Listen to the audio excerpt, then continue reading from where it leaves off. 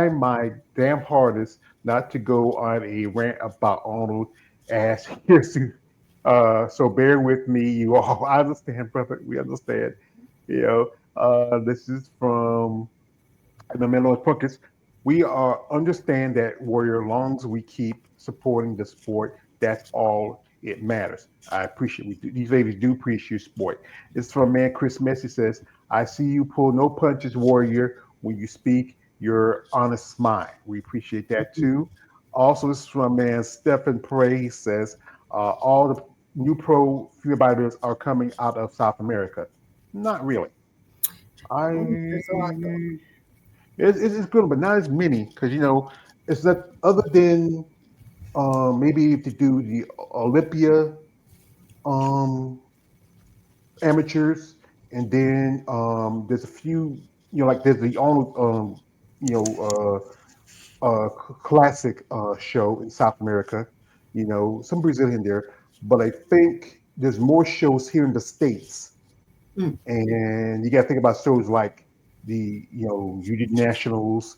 There's the there's the USA's, Masters USA's, North Americans, Junior Nationals, Junior USA's, North Americans, Team Collegiate. I mean, there is, and then if you have so many different classes, because I interviewed a couple ladies who won their pro cards and women uh, body and physique at 35 and 40 plus. I think the numbers is growing a bit in around South America, but still there's bigger numbers here in America. And also you can't forget Europe. They have quite a few shows coming from across the ocean. You know,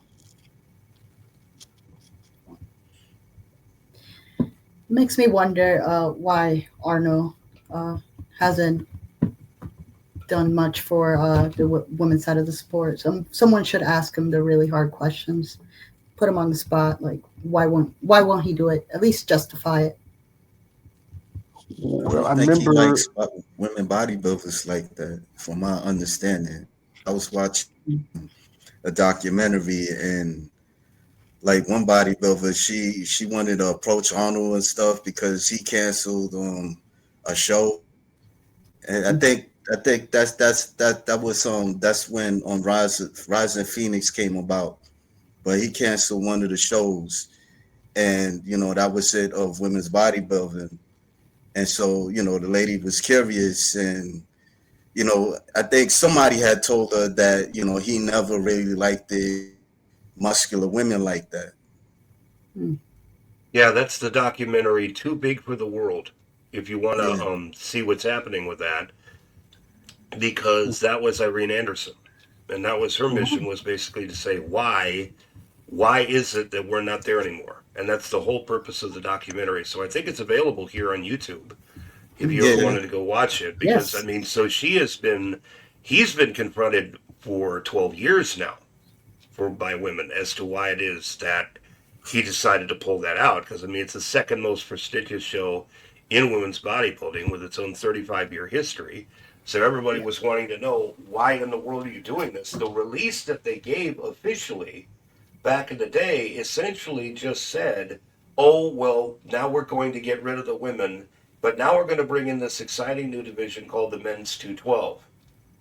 And so essentially they said in the release, said, we're getting rid of the women in favor of the men. And Mm. people were started screaming out, sex discrimination, anybody? We've got like laws in this country against that.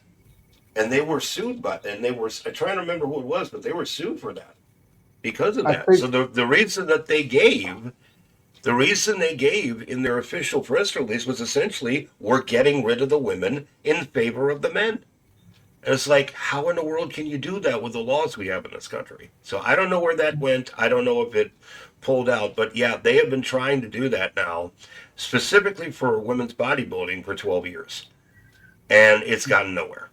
But that's yeah. why that's why when Jake Wood came along after they got rid of the Miss Olympia, when he decided to do his own show, I mean that basically took over for it.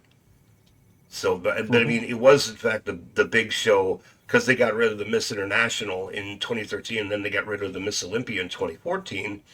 then his show basically became the combination of the two until they brought back the Miss Olympia in 2020. Wow. So and yeah, then they had. So it's not like he has not been confronted with it. It's just the reasons are bullshit, mhm. as far as I'm concerned. So And the Miss Internationals now is a pro qualifier because they had it part of Chicago Pro. They had it for the last 5 or 6 years as a pro qualifier because I know my friend Tina Williams, she earned her pro card at that show, and a couple of ladies also earned their pro cards. You know, through that show. I think the also, as you know, it's an invitation for if you win the overall title, you get invited to the Rising Phoenix. Mhm. And I think the last person who took the invitation was Taylor Rocky. That was back in 2023. Last couple of years, no one has taken it because some don't want to. You have to think about it, being up against some of the top level competitors, and you don't want to be put in that position just yet. You want the time to grow and stew. And yeah, because it's just it's all about politics, especially when it comes to the women. And it's funny thing about how they brought in 212. Now that is gone from Arnold Schwarzenegger Classic. And Mm. that's kind of funny. You brought that in that great women's bodybuilding, but then you turn around and kick that out. I Mm. mean, I don't care much about it, but still, I saw some kind of hypocrisy. Say that you brought in this division because you want women's bodybuilding, but you got rid of the guys who were smaller. Here we got a comment here from shout to my man Warrior says, I wonder if Franco Colombo create a classic bodybuilding contest to show for all the divisions, except wellness and bikini, just as a hypothetical thought. Nah, Franco's been gone for a long time. He wouldn't do it. He's not that type of guy. That's Arnold's little buddy. He'll ride and die with him to the wheels fall off. So Franco would never do something like that. Also, shout out to my man Stephen Francis. Arnold's almost 80 and setting his waist. That's true. That's true. When you get to that old, you get set in your waist. Wow, 80 years old. He sounds like he should retire. Well, what he's not doing much anything. His last couple of movies hadn't really been. He did a State Farm commercial for the Super Bowl last year. I They mean, did. yeah, him and Oh, Danny DeVito. They did a little, and then there was that little appearance they made. It was at the Oscars. Because remember Schwarzenegger was Mr. Freeze in one of the Batman movies, and yeah. Danny DeVito was the Penguin. They were picking it. Michael Keaton as Batman, even though it wasn't the Batman that Arnold Schwarzenegger faced. He faced off with George Clooney. I'm saying I'm not a fan of him. He's the worst Batman of all. Also, you got here another guy here. He's not my man. Give me a second. My man Ward Johnson says Sarah Vickers offering money to Arnold wasn't enough to persuade him to bring back the WPD category to what will be take to change his mind with the WBB too. Well, yeah, because Sarah offered $20,000 Mm. out of her own pocket. And and that's a real sign of a champion. She came up in defense of her division. That's why now they have the Texas Pro. I remember that one year she put up money for both Texas Pro and Pittsburgh. I think she put up $10,000 for Pittsburgh Pro, and that was the year Natalia won it, and then also won the title from her. And then she puts up 50,000 for the Texas Pro, and as you know, this year they're going to be having women's bodybuilding. I'd like to know what's going to be the prize money for that show. I mean, and who's the ones? Is it? I wonder who's behind it. Is it Winter Strength? Is it? I know Sarah's put the money for it, or is it somebody else? well, yeah, if they're going to turn down money that you offer to be able to bring it back, more than likely they're not going to. That was the case with Jake Wood with the Miss Olympia when they got rid of it in 2014. He went to the promoters, the AMI promoters, and he offered the money. And he said, "Hey guys, I'm here. I got money. I'd like to bring this back." They turned him down flat. And that's why he came back with the Rising Phoenix, because he said he didn't want this to die. And now, which is, it's a poetic irony today, in which the show that turned down Jake Wood is now the one that Jake owns. I thought that was, I thought that was poetic justice. So, but yeah, if they're gonna turn down money that you're offering them to bring back a division, more than likely they're not going to. I mean, the way that I see it, the Triple O dynasty was created as a response to that. Was created as a response saying, okay, fine, you don't want to bring back our divisions, we're going to go ahead and do our own thing. And I think that's wonderful on the part of Whitney and Sydney and Andrea and then Natalia.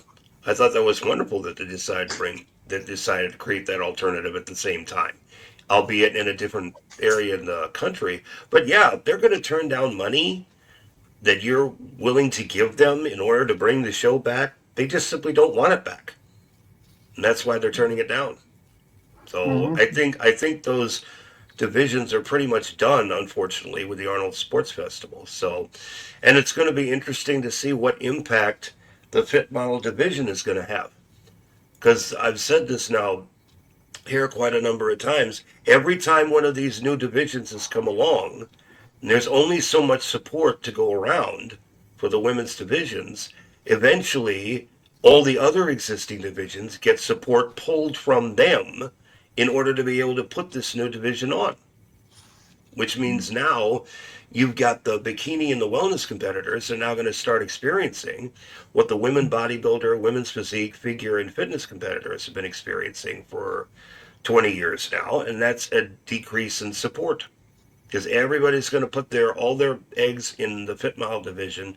But that means now we have seven. What is it now? Seven divisions for the women. I 7. mean, something is going to have to give somewhere. So unfortunately, I think what you're going to see is you're going to start seeing more and more shows getting rid of WBB and WPD in order to be able to compensate for that. I hope that doesn't happen. I hope that there are more people like Jake Wood out there who will step up. But knowing what I've seen for the last 25 years, I don't know if that's going to be the case. So it's just going to be interesting. Because remember what happened at the beginning of last year. We had 4 shows that pulled, like with a space of a matter of months, that were pulled for women's bodybuilding. And then Jake Wood and what's his name? Trying to remember the other guy's name. They decided to come back with shows like the Titans Grand Prix. Yeah, that was Yeah. that guy that they moved it to Anaheim, but it's not on the list for this year because I remember we were talking with Keith. He said there was big crowd, a lot of people, and they felt certain that there was going to be, when he talked to the promoter, he felt certain that we're going to be coming next year. I don't know. I might look at the list again, but I don't think he has been updated because once after nationals, they updated the list, and what's there is there because it's still. I think they did change the date for the Masters Olympia. That's going to be the 1st of October instead of like towards the end of October. And it's just they often, I don't know. You understand again the thing about the money thing, but these divisions, especially women's bodybuilding, if it wasn't for women's bodybuilding, you wouldn't have fitness or figure or even physique. You know, with wellness and bikinis, no offense to the competitors, but the division is an invasive species. It didn't grow out of the other divisions. Like, when the women who felt they were too small for women's bodybuilding, then they created fitness. And then they want to do all the jump around chicken sweat. Then they created figure. They just cut out the routines and just use posing in your posing suit. And then here comes physique because they want the more athletic look. They want to go back to um, the one person I think it really was an example of women's bodybuilding was Linda Murray or Corey Everson. They wanted to go back to that. But and now they want to go back to Daniel Lee Bailey. But the thing is, you can't go back to those divisions. You can't. It's about as athletes grow and they evolve. It's a moving forward process. How they gonna evolve? Like, I don't know. Just asking the question. Well, we got a female competitor tell you. How do you It's evolve? interesting though because I feel like there's more women that are drawn to muscle now, and younger women too. I'm seeing really amazing physiques at 20, 21 years old. I mean, it, it's popular. It's becoming more popular with women. So it's hard to understand its disconnect with something that 30 years ago would have been not normal, not okay. And now that we do have the competitors, just there's so many out there. Why are they just pulling out shows like that? Well, like I said, it's a mix of politics and then also society's views of women with muscle. It's to their mindset, to the everyday person. Even if we're not as big as some of the women we've seen in over the years, but just any kind of muscle. Yeah. They even pick on bikini girls who have muscle because it's just something different. But like I said, again, as any athletes evolve over time, if you look at sports like football, basketball, you look at boxing, you look at how athletes change. You look at remember back in the day, football players used to have a leather helmet. Now you have concussion helmets. Yeah. Baseball players used to hit with wooden bats. Now you have aluminum. Um, you know, Things change in any sport, but the Mhm. people want the idea of with women, you're not supposed to change. You're supposed to stay the same, still feminine, all this and all that. But like you said again, lives women coming in now love muscle. They Yeah. love to grow. They love to gain, and that's the problem with this division. Those women coming into that division, they're gonna, because they're gonna be at shows with top competitors, pros and amateurs, and then they can't cross over because there's no that you can't even do even bikini. You can't even do figure. You can't even do any division. You have to do that division exclusively. Then after a while, they're saying like this, I can't, and we all know the money thing about it. That's why they allow crossovers because there's money make out of Yeah. Right. crossovers. Yeah. But then with that division, those competitors be saying like, I might want to do a figure show and try to get my pro card there. But hey, you gotta stay here. But then you have so many competitors to compete against to get that pro card. It's gonna get harder and harder. And eventually they're gonna say, you know what? I'm not gonna stay here anymore. Let me go over here. Let me do this regular bikini. Then I can cross over and do figure. And then eventually after a while, I can probably just do women's physique or do wellness. But the And this, complicated thing that some of the competitors, they don't want to grow big. They don't want to get bigger neither. Because remember your friend with Jada, she was doing bodybuilding and women physique, and I think she said she wasn't feeling comfortable, like gaining in women's bodybuilding. She wasn't feeling comfortable on gaining all that too much muscle, and so she kind of went to wellness. And then I mean, it's other like even the ones that I talk to, like like certain people in wellness, they wouldn't want to do women's bodybuilding, you know.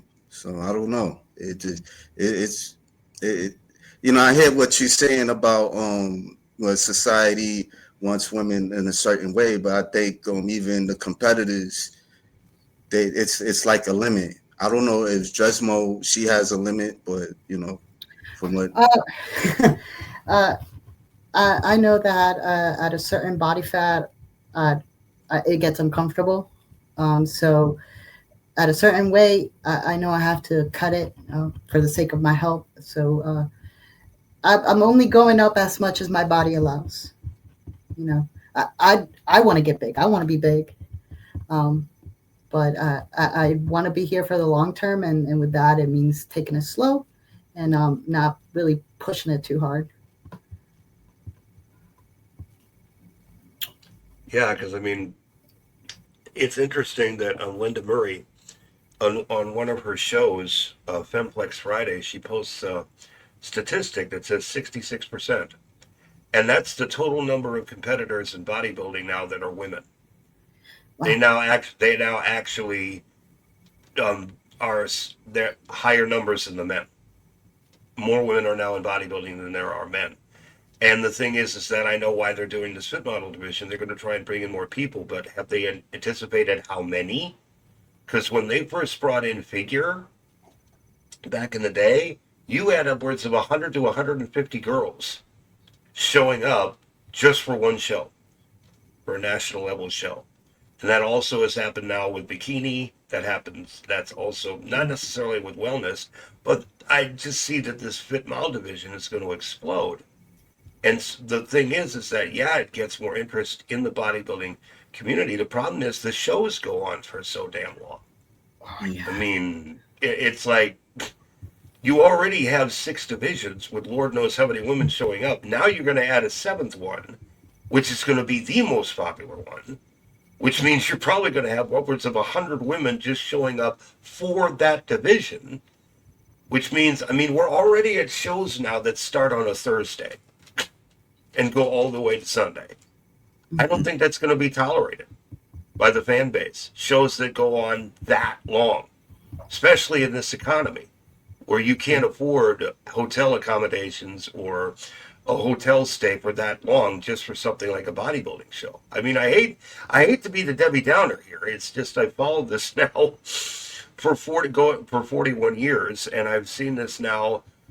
All these new divisions show up for 25 years, and it's like they're following this exact same steps than they have before, and they haven't helped. They just haven't. So it's like George says, it's like we've said here, fix the shit you've already got. Don't bring in new shit. Because all that's is you're just piling shit on shit. Yeah, That's it. Like I said again, it's like for my favorite movie, Scarface, when Tony is about to get chopped up. It's like performing surgery with a chainsaw. Had a good idea. You know, you have the problem. Fix it what you have in front of you instead of just slapping, like, you know, trying to slap another problem on top of another one. It's not going to help it. It's just going to be a mess because after a while, like I said, yes, some of the women not going to stay. You know, they're going to rather stay as they are. But then the good number of them, because they love growing muscle, they're going to be influenced by looking at some of these competitors and look at how they grow. And then they just, all you got to do is go to the gym, like, was it 2 or 3 times out of the week? That's the most, you know, and you do more cardio than anything. And then, you know, when you don't have to have like a diet like a bodybuilder, you just eat like any other person, just be smarter in what you're choosing, what you're eating. Because you not have to grow you don't have to really grow no size, no definition. You just eating just to keep yourself energy while you're working out. But that's the thing is the big difference between these actual bodybuilders. They don't eat they have to build their body. Their food is used for the material to build the body. And if you're on like you're eating 5, 6 times a day, while this person here just only eats like maybe just like any other person, he has his lunch, breakfast, dinner, and maybe a little snack, and that's it. Here we get comment from my man Warrior. Shot to Warrior says, "You are so right, George. Uh, Batman and Robin was animal crap compared to all the other Batman films, and George Clooney was not steaming. Was a hot steaming garbage as Bruce Wayne and Batman. Thank you." Also, where it says the routine of women's bodybuilders are at the Miss Olympia is now currently cut down to less than a minute. They were back in the day. They were used to have more time doing their routines, like 2 minutes. Miss that, yeah, because back then there weren't that many divisions, and then you go back to the 80s and the 90s. The women's bodybuilding Miss Olympia was separate because sometimes those ladies can have 2 4 minutes routines. They can really put on a real Oh yeah. performance. But you know, One of my favorites is from Corey Everson at the 1987 Miss Olympia. It's over 5.5 minutes long, and the crowd absolutely loves it. You can hear them getting involved with it. So it's like I wish they were able to bring that back, but it's like you said, there were no other women's divisions to worry about, and there was no Olympia weekend at the time. The Miss Olympia shows were held by themselves, so they had all that time by which if you wanted to do a longer routine, you could. But now the way that it is with so many people at shows now, and now even going to be more, who knows? They may cut it down to like 10 seconds. You get a note from a song, and your routine consists of you waving your hand from as you walk from one edge of the stage to the other. That's the posing routine. Yeah. As long as the fitness division will be like the bikini with like 20 20 competitors on the stage, and you know, it'd be putting you to sleep, man. Like, I don't know. Yeah. Well, with fitness, you usually don't have that many competitors compared to the others. That's the lowest numbers among the women's body divisions. No, the If you have fitness body model division. division, not fitness. The That's Oh, fitness okay. Well, fitness okay, okay. model. Yeah. That's gonna be like about as bad as bikini. Yeah. You just turn around.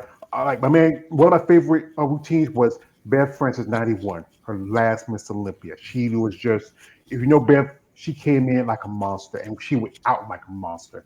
She was dancing, she was doing like #1, and I just loved it, and especially how she looked, like the lighting. I don't know what kind of oil they use or what kind of cannon they use. She was just beautiful. She looked like a knight going out on the last jousts, just shining up that armor real good and let the light shine off of it. She looked great. Here we got here for a man warrior says 30 to 40 seconds routine compared to a minute and two is regression. Things like that is something we need to work to improve on. Or like I said, one thing they might just do this. If fit and model and just have it, because what they do this a lot is like for the men's open, they have their prejudging late that night, right after the women's division. That was crazy because remember, Keith talked about this, how no one wants to sit till almost 12, 1 o'clock in the morning to watch the guys. Right. Just do this. Usually the Olympic weekend starts, I think, usually that Tuesday.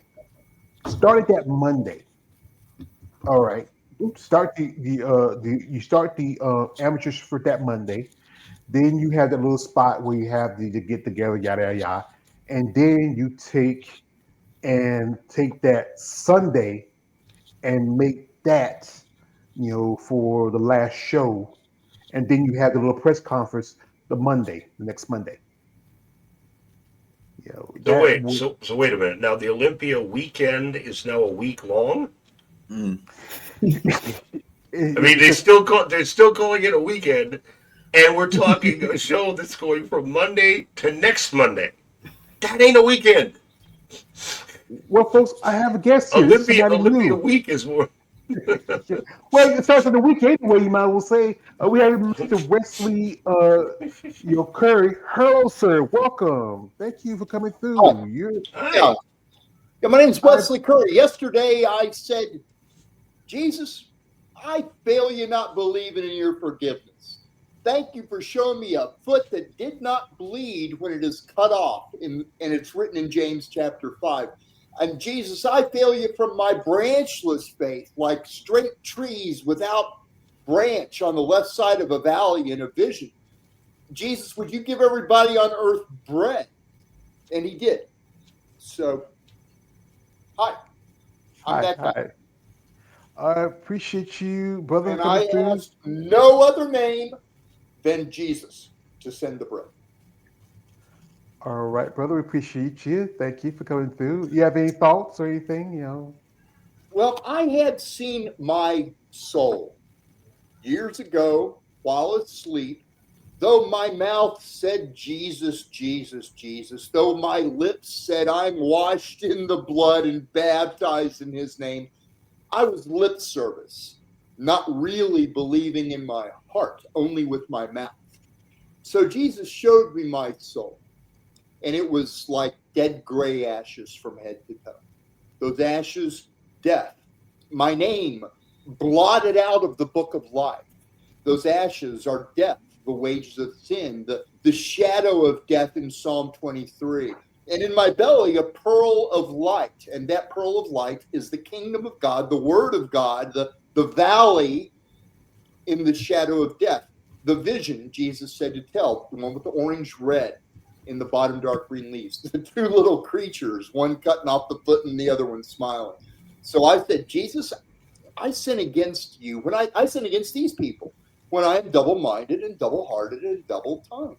When I do that to them, I'm like those two little creatures in wedding clothes with big heads, one cutting off a foot. and then the other one smiling and lifting its hands, but neither really saying any words.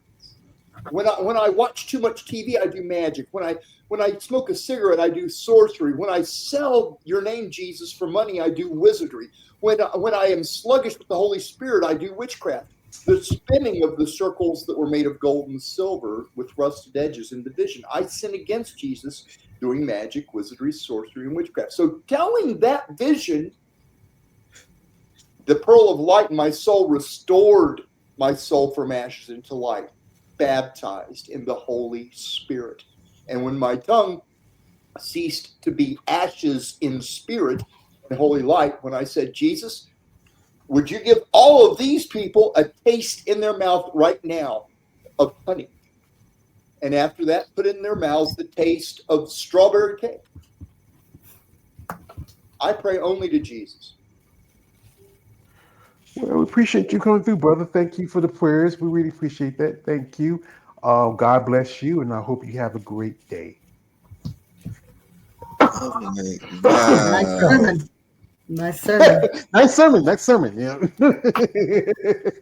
I didn't know where he was going with that. I'm just thinking he was metaphor, then he was gonna talk about what we talking about, but he just I don't know, whatever. But Yeah, because I leave the comment if anybody wants to come in, like guys like War 2000 or or Rocky Hamilton. Usually, Diana.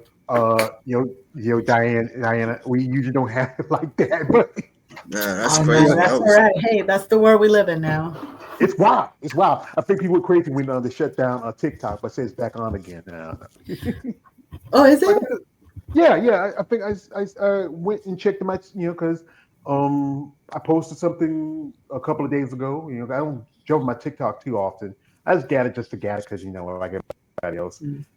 and I went on. It's some shit going on. Just mostly just people say thank Donald Trump. Hell no, you don't do shit. So fuck 'em. So but yeah, it's back on. I think some people were concerned about it, but it's about money. Anything that can make money for somebody, they're not gonna let it go too long. Don't look too much into political stuff. If it's when it comes to money, money talks, bullshit walks. But back to the subject of how if bodybuilding can be more profitable for the athletes, where which they can really make a living off of it, and we talked about this before, where if mainstream companies get involved with it, but the only thing that's always the issue is going to be the steroids.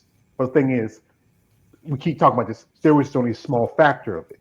You see more use in mainstream sports like football, basketball, boxers. I used to do quite a bit of content of MMA, mixed martial arts, and women have been busted for using it. Men have been busted for using it.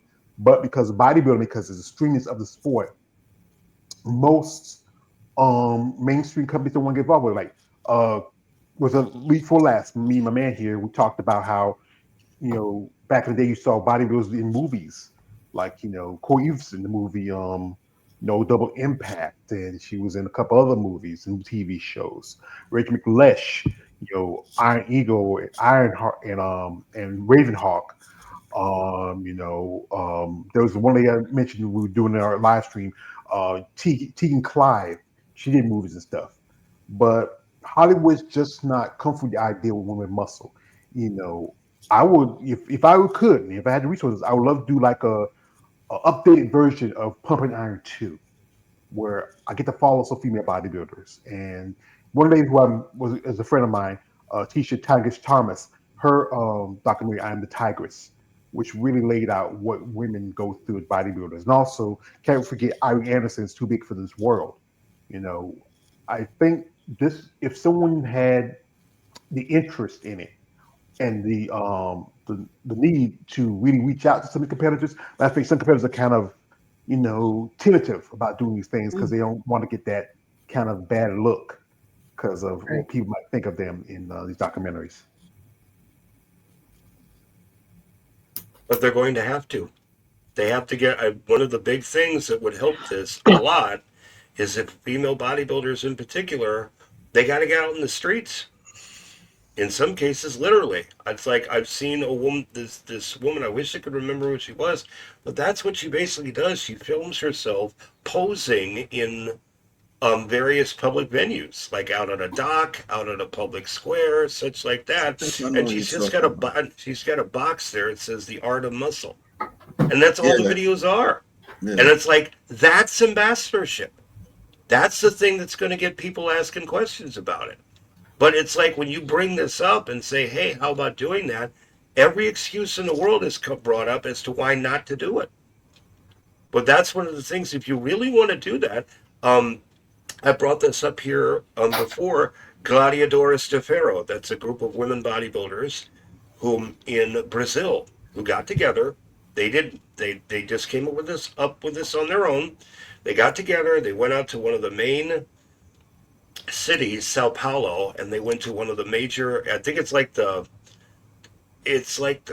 central park of the city, and they staged a training session. They brought out some dumbbells, they brought out some weights out there, and they did a training session. And once they had attracted a crowd, Selma, she talked to the crowd about women's bodybuilding. She said, "This is why we're involved with this. This is how I got started. This is why we do this." I'm like, that's ambassadorship. That's getting the word out. People are expecting the people to come to the gym. They're not going to. Which means if you really want to get word out about this, the women have got to start doing stuff like that. A great example I brought up here is Teresa Abansik. She has gone on numerous podcasts about entrepreneurship.